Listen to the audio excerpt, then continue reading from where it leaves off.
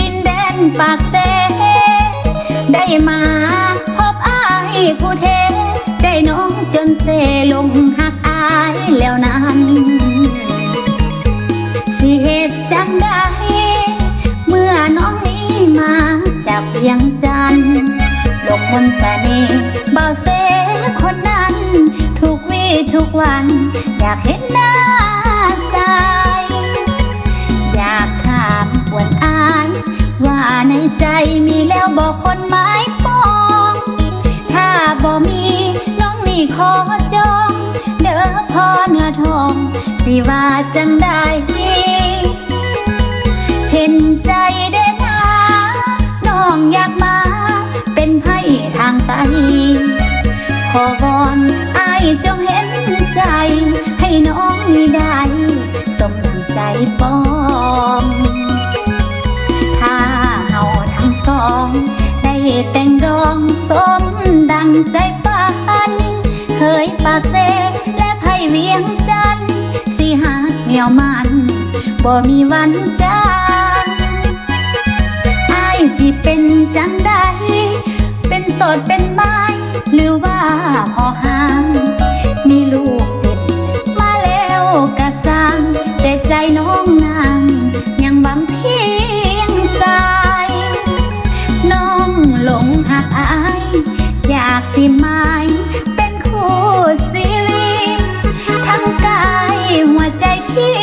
มีขอมอบให้อายเท่านั้นขอเพียงแต่สายอย่าได้ไหมยิ่งอื่นเกี่ยวพันจากนี้ส่วนนิดนี้ลันขอมอบหักนั้นเพียงเบาปากเส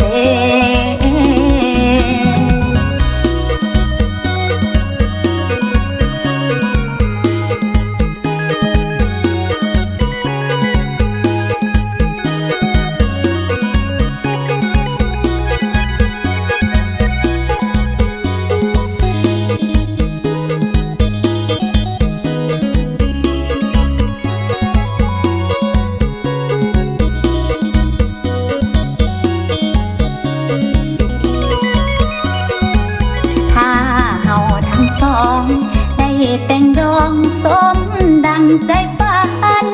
เคยปากเซและไผ่เวียงจันทน์สิหักเหนียวมันบ่มีวันจางอายสิเป็นจังใดเป็นโสดเป็นไม้หรือว่าพอห่างมีลูกติด